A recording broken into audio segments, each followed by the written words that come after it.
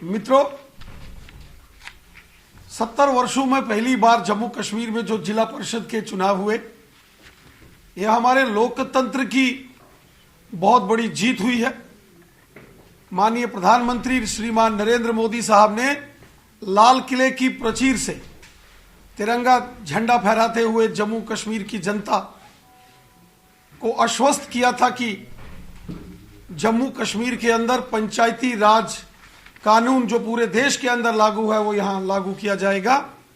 और हमारे माननीय प्रधानमंत्री जी ने जम्मू कश्मीर के अंदर पंचायती राज कानून लागू करवाकर आज जिला परिषद के चुनाव सफलतापूर्वक जो संपन्न हुए हैं, उनके लिए जम्मू कश्मीर की जनता का और माननीय प्रधानमंत्री जी का हम हृदय से धन्यवाद करते हैं। साथियों, जो जम्मू कश्मीर में जिला परिषद के चुनाव हुए, इन चुनावों के लिए विशेष तौर पर चुनाव प्रभारी के नाते से भारतीय जनता पार्टी के युवा तेज तर्रार नेता माननीय केंद्रीय मंत्री श्रीमान अनुराग ठाकुर जी को विशेष तौर पर जम्मू कश्मीर का जिम्मा सौंपा गया था।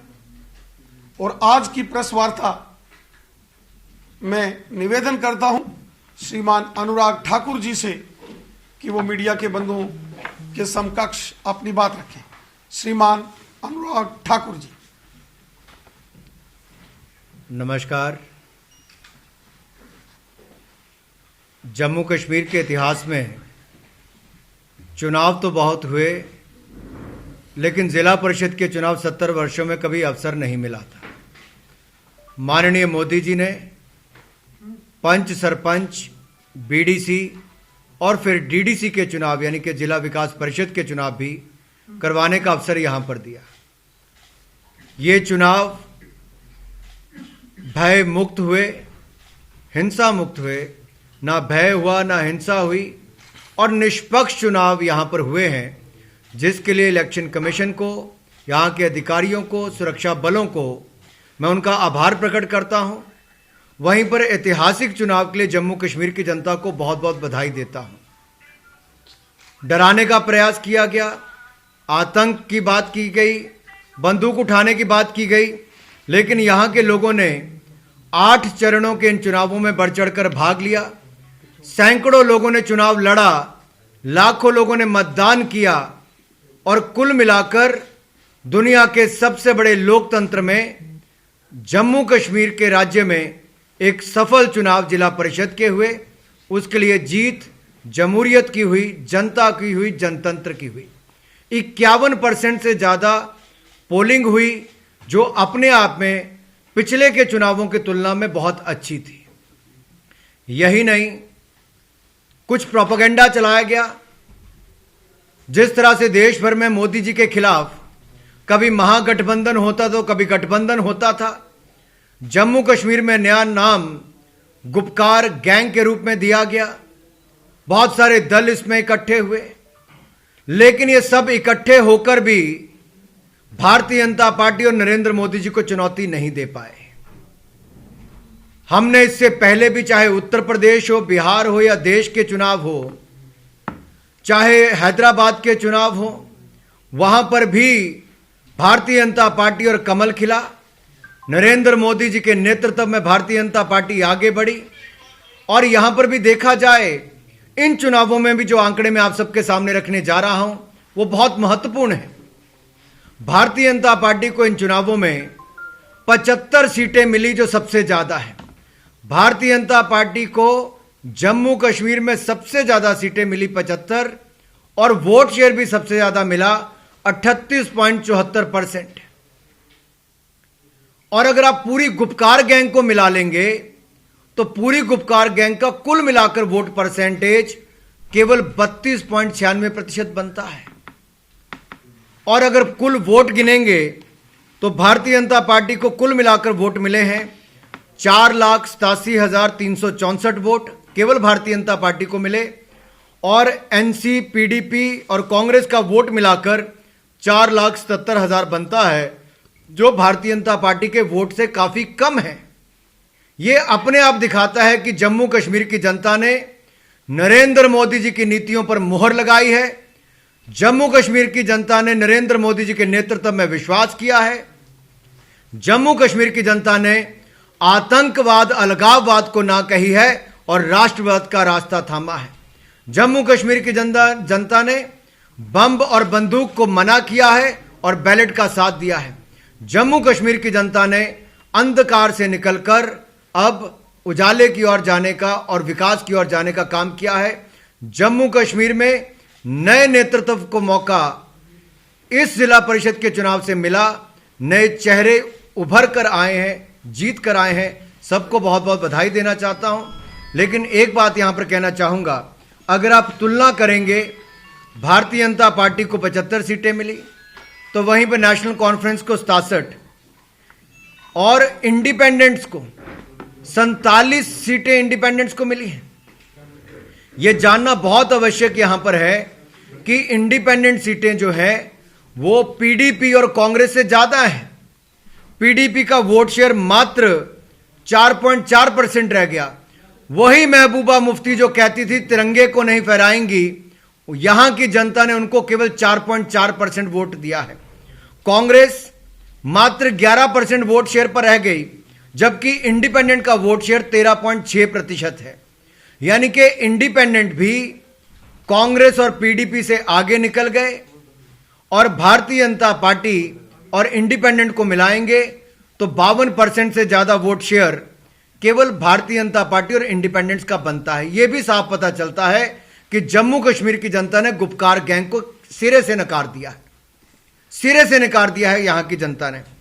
और यही नहीं, कुछ और छोटे दल हैं, जैसे अपनी पार्टी है, उनको 3% वोट मिला। जो नई पार्टी उसको भी 3% वोट मिला है और पीडीपी जैसी पार्टियों को मात्र 4.4% वोट शेयर रह गया।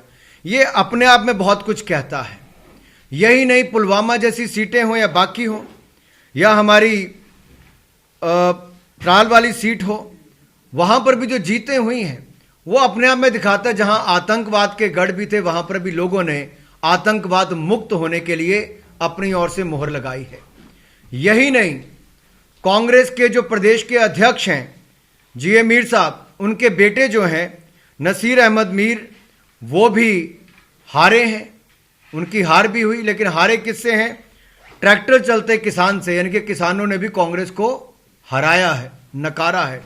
यह भी बड़ी बात है। और इसके अलावा जो लोकतंत्र में जम्मू कश्मीर की जनता ने विश्वास व्यक्त किया, वो एक बहुत बड़ी बात है। आरोप लगाया जाता था कि भारतीय जनता पार्टी जम्मू में तो अच्छा करेगी, लेकिन कश्मीर घाटी में क्या होगा। हमने श्रीनगर में पहला रिजल्ट आया है तो हमारे युवा कार्यकर्ता का आया है, एक नेता का आया है, इंजीनियर एजाज जी का, जिन्होंने रिकॉर्ड वोट भी पाए, ऐतिहासिक जीत भी दर्ज की है।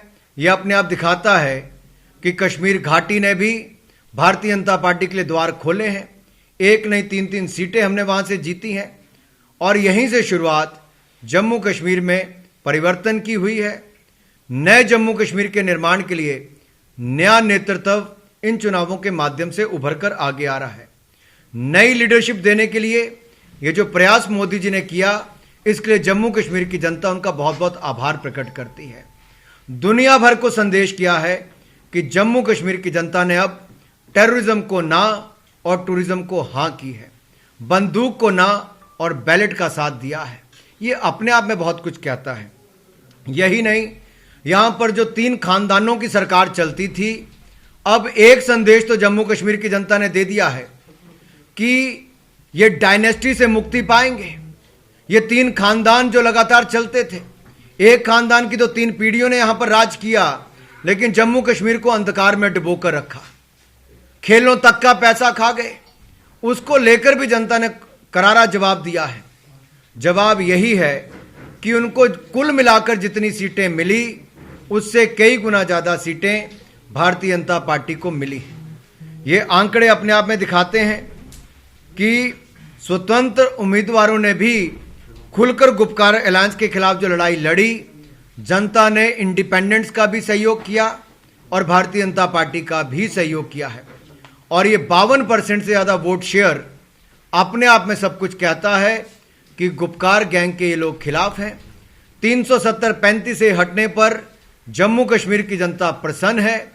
यहाँ के चाहे गुरखा समुदाय हो, वाल्मीकि समुदाय हो, पश्चिम पाकिस्तान के रेफ्यूजी हो, शेड्यूल्ड ट्राइब हो, महिला हो, यहाँ के गुजर बकरवाल हो, इनको अगर इनके अधिकार देने का काम किया तो नरेंद्र मोदी जी की सरकार ने किया। यहाँ की जनता ने नरेंद्र मोदी जी के ऊपर विश्वास व्यक्त किया है, भरोसा व्यक्त किया है और मजबूती के साथ जम्मू कश्मीर की जनता भारतीय जनता पार्टी और नरेंद्र मोदी जी के साथ खड़ी है। मैं जम्मू कश्मीर की जनता का, ये जो मेन स्ट्रीम की सभी पार्टीज इकट्ठी होकर या रीजनल पार्टीज भी इकट्ठी होकर भाजपा के खिलाफ लगी, सब इकट्ठे हुए, सबने पूरी ताकत लगाई, डराने का प्रयास भी किया, आतंकवादी हमलों का भी कहा, बनटोल प्लाजा पर 4 आतंकवादी मारे भी गए, टनल भी पकड़ी गई, कैंडिडेट पर छुटपुट हमला भी हुआ। लेकिन कुल मिलाकर जम्मू कश्मीर के इतिहास में इतने निष्पक्ष, साफ सुथरे और भय मुक्त चुनाव अगर हुए हैं, ये अपने आप में एक बहुत बड़ी उपलब्धि है। ये लोकतंत्र की जीत है। ये भारत के इलेक्शन कमीशन में, जम्मू कश्मीर के इलेक्शन कमीशन में लोगों का विश्वास और बढ़ा है। सुरक्षा बलों ने जो यहां पर किया है कि लोगों को सुरक्षा भी दी और आसानी से चुनाव करने का अवसर दिया, इसलिए सुरक्षा बलों का भी आभार हम लोग प्रकट करना चाहते हैं। भय और डर से मुक्ति दिलाई, इसके लिए भी उनका बहुत बहुत आभार। यही कहना चाहूंगा कि प्रगति की राह पर अब जम्मू कश्मीर चल पड़ा है। 5-6 अगस्त 2019 को जब लोकसभा और राज्यसभा में धारा 370-35 से मुक्ति मिली, तो उसके बाद अब जितने काम यहां पर हुए हैं वो अपने आप में बहुत बड़ी बात है। अगर डीडीसी के चुनाव में बहुत सारे इलाकों पर देखा जाए, यहां पर कम पर वोटिंग परसेंटेज होता था, घाटी के कुछ इलाकों में भी और जम्मू के भी कुछ इलाकों में भी, लेकिन वहां पर भी रिकॉर्ड वोटिंग हुई। कुल मिलाकर 51% से ज़्यादा वोटिंग होना ये अपने आप में दिखाता है कि बहुत बड़ी बात है। गांदरबल जैसे क्षेत्र में भी 43.4% वोटिंग का होना, 2018 के पंचायती चुनाव में इसमें मात्र 27.4% वोटिंग थी और 2019 के चुनाव में 17.5% वोटिंग थी। तो आप देखिए तुलना करके इसका वोटिंग परसेंटेज कितना बड़ा है। कश्मीर के बड़गाम में 42% वोटिंग हुई, जबकि 2018 के पंचायती चुनाव में मात्र 21.9% वोटिंग हुई थी और लोकसभा के चुनाव में मात्र 21.6% वोटिंग हुई थी। यह दिखाता है कि लोकतंत्र कैसे मजबूत हुआ। इसी तरह से अगर आप कश्मीर के सोपोर में देखें, जो अलगाववाद से ग्रस्त था, वहां पर 23.8% वोटिंग हुई थी और इस क्षेत्र में लोकसभा के चुनाव में मात्र 7.6% वोटिंग हुई थी और नॉर्थ कश्मीर के बांदीपुरा में 51.7% पोलिंग हुई, जबकि 2018 के पंचायती चुनाव में मात्र 44% और 2019 के लोकसभा चुनाव में मात्र 32% पोलिंग हुई थी। कुल मिलाकर लोकसभा और पंचायतों के चुनाव से ज्यादा पोलिंग जिला परिषद के चुनाव में हुई। यह अपने आप दिखाता है कि निष्पक्ष चुनाव हुए, भय और डर से मुक्त चुनाव हुए, ज्यादा जनता का इसमें योगदान हुआ, ज्यादा वोट भी पड़ा, ज्यादा उम्मीदवार भी लड़े, भारतीय जनता पार्टी सबसे ज्यादा सीटें भी जीती, भारतीय जनता पार्टी को सबसे ज्यादा वोटिंग शेयर भी मिला और यही नहीं, सबसे ज्यादा वोट भी भारतीय जनता पार्टी को पड़े। ये अपने आप में जम्मू कश्मीर के इतिहास में पिछले 70 सालों में एक बहुत बड़ी जीत भारतीय जनता पार्टी की है। लेकिन मैं यही कहूंगा, मोदी जी के नेतृत्व में अभी शुरुआत हुई है। अभी तो नए जम्मू कश्मीर का निर्माण इन नए चुने हुए प्रतिनिधियों के माध्यम से हम करेंगे। नए भारत के साथ नए जम्मू कश्मीर के निर्माण में लगेंगे। ज्यादा ना कहता हुआ, कुछ प्रश्न आपके भी होंगे, वो प्रश्न भी हम लेंगे। लेकिन यही कहूंगा कि जितने भी उम्मीदवार जीते हैं, सबको भारतीय जनता पार्टी की ओर से, हमारे राष्ट्रीय अध्यक्ष जयप्रकाश नड्डा जी की ओर से, और जिन्होंने जम्मू कश्मीर को 370-35 से मुक्ति दिलाई, ऐसे देश के लोकप्रिय प्रधानमंत्री नरेंद्र मोदी जी और देश के गृह मंत्री अमित शाह जी की ओर से बहुत बहुत बधाई और शुभकामनाएं देना चाहता हूं। मीडिया के मित्रों, अब हम में से कुछ एक सहयोगी मैं एक एक का जो हाथ खड़ा करेंगे उनका नाम लूंगा और वो हमें अनुराग जी को प्रश्न पूछेंगे। श्री सुनील जी भट्ट, आज तक। अनुराग जी जी अनुराग जी, कुछ जिलों में जो है ना त्रिशंकु जैसी स्थिति जो है उत्पन्न हुई है। अगर हम कश्मीर घाटी की बात करें तो वहां पर श्रीनगर जिला जो है वहां पर जो है निर्दलीय उम्मीदवार जो है ज्यादा जीते हैं और आपका एक उम्मीदवार श्रीनगर जिले से भी जीता। पुंछ जिले में भी देखें तो निर्दलीय ज्यादा जो है सात निर्दलीय जीते। तो आपकी क्या रणनीति होगी? क्या उन निर्दलियों को अपने खेमे में लाने का प्रयास भारतीय जनता पार्टी करेगी श्रीनगर और पुंछ में? मैं पहले तो आपका आभार प्रकट करता हूं इस प्रश्न के लिए।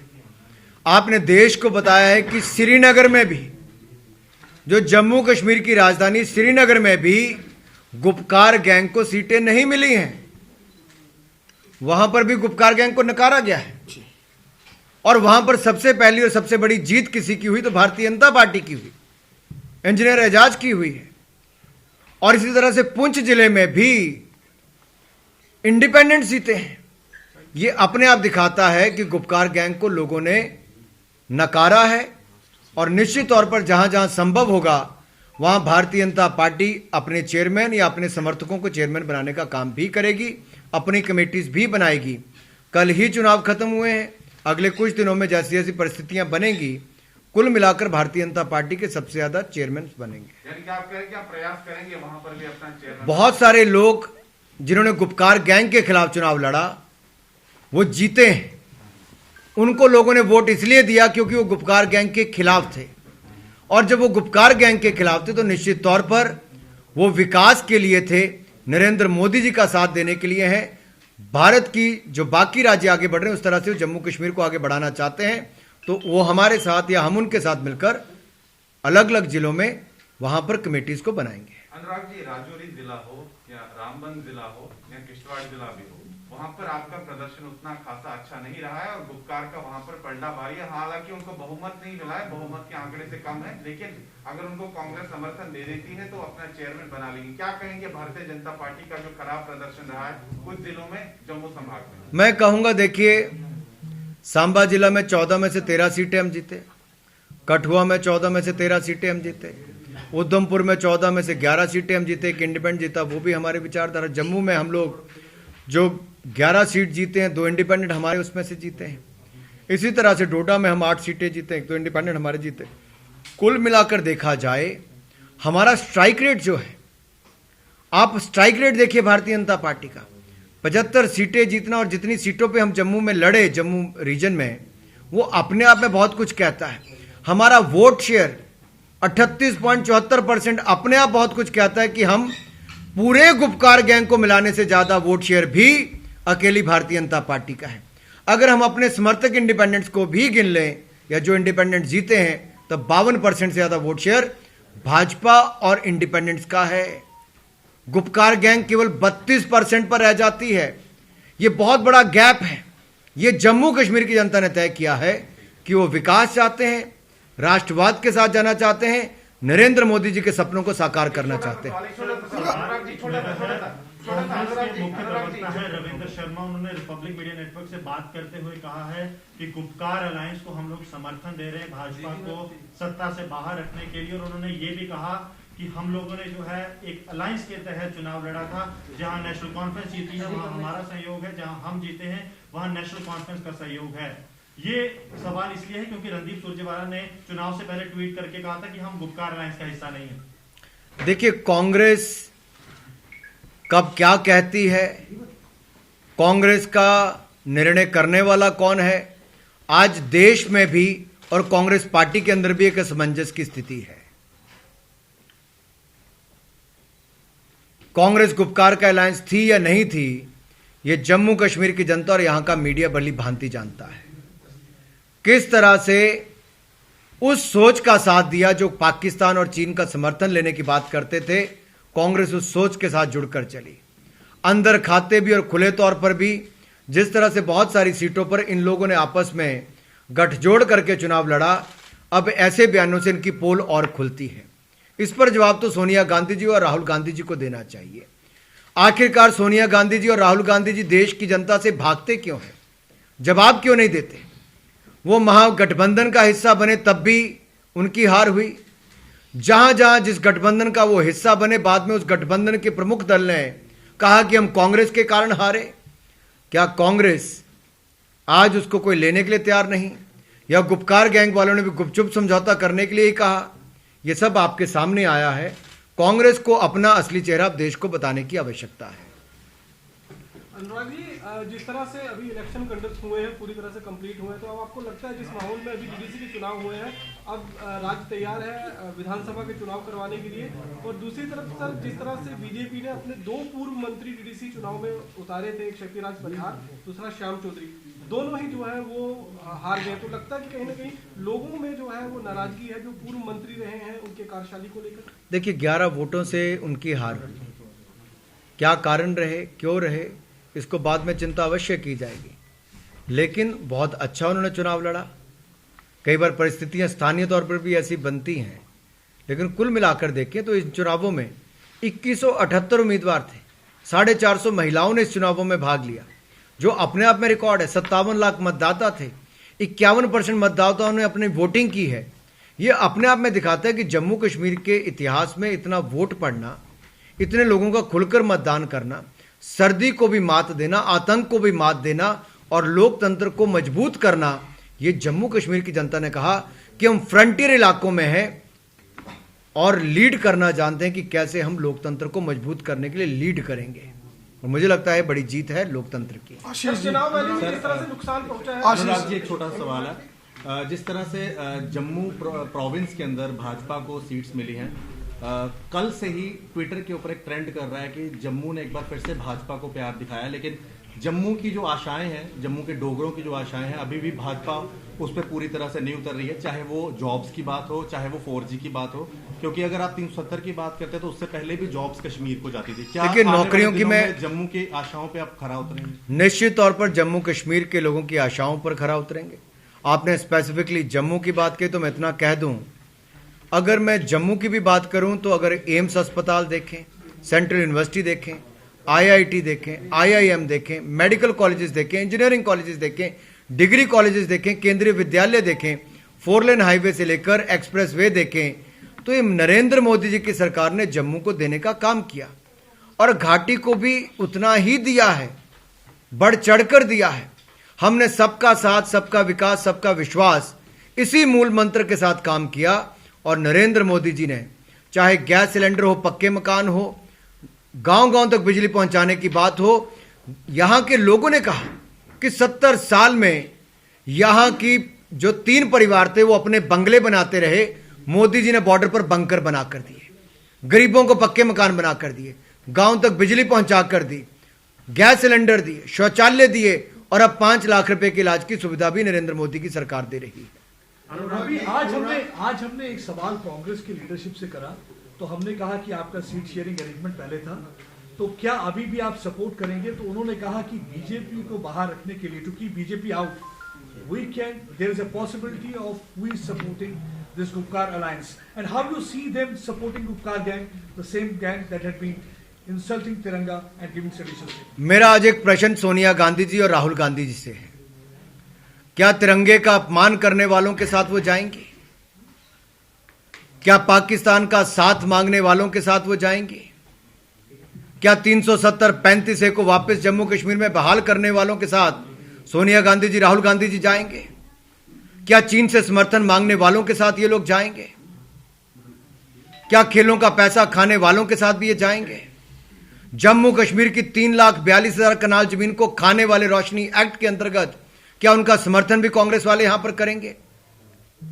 देश के खिलाफ सोच रखने वाले, जिन्होंने कहा कि चुनाव को बंद कर दीजिए, पाकिस्तान से बातचीत कर दीजिए, क्या सोनिया गांधी जी, राहुल गांधी जी, कांग्रेस पार्टी क्या इनका समर्थन करती हैं? सोनिया जी, राहुल जी, मेरा आपसे सीधा प्रश्न है, क्या आप गुपकार के हिस्सा हैं? क्या इस गैंग का हिस्सा आप भी हैं? क्योंकि चुनावों से पहले आपके ही नेताओं ने कहा हम हिस्सा हैं, और आपके ही जम्मू कश्मीर के अध्यक्ष, उनके बेटे, वो चुनाव हार गए। हारे भी उनसे जो ट्रैक्टर वाला किसान है, यानी कि ट्रैक्टर वाले किसान ने भी आपको हराया है। किसान ने भी नकारा है, जम्मू कश्मीर की जनता ने भी नकारा है। और कांग्रेस का वोट शेयर जम्मू कश्मीर में इंडिपेंडेंट से भी कम हो गया है। इंडिपेंडेंट से कम वोट शेयर है कांग्रेस का, सीटें भी कम है आपकी इंडिपेंडेंट से। तो कांग्रेस जो पतन की ओर जा रही है उसका बड़ा कारण क्या है कि कांग्रेस को यही नहीं पता कि उसकी विचारधारा क्या है, उनका नेतृत्व सोच क्या रहा है, किस रुख पर आपको जाना है, राष्ट्रवाद के साथ जाना है, अलगाववाद के साथ जाना है, पत्थर मारने वालों के साथ जाना है या पत्थर रोकने वालों के साथ आना है। बहुत सीधा प्रश्न है सोनिया जी, अगर छुट्टियां गोवा की खत्म हो गई हो तो कृपया करके राहुल जी और सोनिया जी जवाब दें। कश्मीर में बीजेपी ने 3 सीटें जीती, अपेक्षा जरूर ज्यादा होगी। क्या समझते हैं अब कश्मीर के लिए बीजेपी की रणनीति क्या होने वाली है, क्योंकि रिस्पॉन्सिबिलिटी के साथ साथ चैलेंज भी है। दूसरी चीज, कश्मीर में जो चुनाव जीतने के बाद आपको क्या लगता है कि अगर असेंबली इलेक्शन होते हैं तो जम्मू कश्मीर में, खासतौर पे कश्मीर के लिए आप क्या एक्सपेक्ट करते हैं, कुछ और फायदे आपको मिलेंगे? देखिए, जम्मू कश्मीर की जनता ने जो नरेंद्र मोदी जी पर विश्वास किया है, उनकी नीतियों का साथ दिया है, उनके नेतृत्व का साथ दिया है, उनके लोकतंत्र को मजबूत करने के लिए जो कदम बढ़ाए हैं, वही एक कारण है कि घाटी में भारतीय जनता पार्टी ने 1 नहीं 3 सीटें जीती हैं और 1 सीट तो सबसे ज्यादा वोट से जीती है श्रीनगर में। ये अपने आप में दिखाता है कि हमारी एक्सेप्टेबिलिटी कश्मीर में भी बड़ी है। जिस तरह से कभी एक समय भाजपा की 2 सीटें देश में थी, वहां से बढ़कर हम 282 सीटें नरेंद्र मोदी जी के नेतृत्व में जीत पाए, फिर 303 सीटें जीती। घाटी में आज 3 दिख रही होंगी, लेकिन यहीं से इतिहास रचा जाएगा, यहीं से शुरुआत की जाएगी, यहीं से घाटी के कोने कोने में कमल खिलाने का दौर शुरू हो जाएगा। जम्मू के साथ साथ कश्मीर के कोने कोने में नरेंद्र मोदी जी की नीतियों को, उनके काम को पहुंचाया जाएगा। भारतीय जनता पार्टी का परचम और कमल को खिलाने का काम किया जाएगा। अरुण जी मेरे 2 क्वेश्चंस हैं। एक तो ये कि आपको ऐसा नहीं लगता कि जिस तरह से आपकी सारी सेंटर से काफी मिनिस्टर और आप भी यहीं पे रहे और आपने कैंपेन की, उसके बिल्कुल उलट दूसरी पार्टी जो पीएजीडी है, उनका तो कोई सीनियर लीडर यहाँ पे नहीं आया, तो दे virtually provided you a cake walk in Jammu, और उसके बाद भी आप सिर्फ 6 डीडीसीज में ही अपनी बढ़ोतरी कर पाए हैं। नंबर 2, ये जो इलेक्शन थी इसमें लोकल मुद्दे, बिजली, सड़क, पानी, उसको छोड़ के जो मेन फोकस रहा वो 370 रहा, गुपकार गैंग रहा। देखिए, मैं इसमें आपका प्रश्न का सीधा उत्तर दे देता हूं। क्या बाकी राजनीतिक दलों पर प्रतिबंध था मेहनत करने के लिए? किसने मना किया था चुनाव में आने के लिए? आखिर भारतीय जनता पार्टी हर चुनाव को गंभीरता से लेती है कि अच्छे प्रतिनिधि चुने जाएं। सेवा करने का अवसर दिया है तो जनता के बीच में जाकर उनकी समस्याओं को जानेंगे, अपनी बातों को रखेंगे। हमारे पास अपनी उपलब्धियां थी जनता के बीच में जाने के लिए, चाहे वो मेडिकल कॉलेज थे, एम्स अस्पताल था, या इंजीनियरिंग कॉलेज थे, आईआईटी आईएम था, या सेंट्रल यूनिवर्सिटी थे, सड़कें थे या रेलवे लाइन थी, या गांव गांव में बिजली पहुंचाने की बात हो, बंकर बनाने की बात हो, या लोगों को उनके अधिकार देने की बात हो। हम अपनी उपलब्धियों को लेकर जनता के बीच में गए और 370-35 से मुक्ति जो दिलाई है अमित शाह जी और नरेंद्र मोदी जी ने, उसको लेकर गए। और जनता ने इसीलिए सबसे ज्यादा vote 38.74% vote Bharatiya Janata party को दिया। पूरी गुपकार गैंग को मिलाकर भी मात्र 32.96% वोट मिला है। यह अपने आप दिखाता है कि भाजपा कितनी लोकप्रिय है, भाजपा को कितना लोग चाहते हैं। और मैं कहूंगा, अगर लोग सर्दी के कारण अपने घरों से बाकी दलों के नेता नहीं निकले, या राहुल गांधी जी, सोनिया गांधी जी गोवा में छुट्टी मनाने चले गए, तो हम तो किसी दल को मजबूर नहीं कर सकते चुनाव प्रचार करने के लिए। किसी ने मना नहीं किया था, आ सकते थे। सर, मेरा सवाल इसी से जुड़ा है। गुलाम अहमद मीर हो या फिर पीएचडी से जुड़ी अलग अलग पार्टी से, उन्होंने साफ तौर पर आरोप लगाए थे कि हमें खुले से कैंपेन करने से रोका गया। जिस तरह से एक वीडियो भी महबूबा मुफ्ती की वायरल हुई थी, उसको लेकर सर आप क्या कहें? देखिए, उस वीडियो को ध्यान से देख लीजिए, ताला किस तरफ से लगा था। अनुराग जी, क्या कारण रहा कि निशारा की सीट आपके हाथ से निकल गई? आपके स्टेट प्रेसिडेंट थे वहां पे, उनका एरिया था, क्या कारण? देखिए, चुनाव में एक एक सीट का आंकलन बाद में किया जाता है, लेकिन कुल सच्चाई यही है कि देश के सामने जम्मू कश्मीर की जनता ने कड़ा और स्पष्ट संदेश दिया है।